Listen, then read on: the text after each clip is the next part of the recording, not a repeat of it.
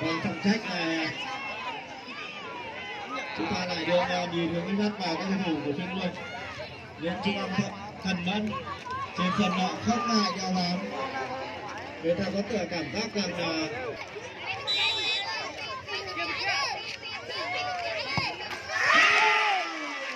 và đây sẽ là lên trả ơi.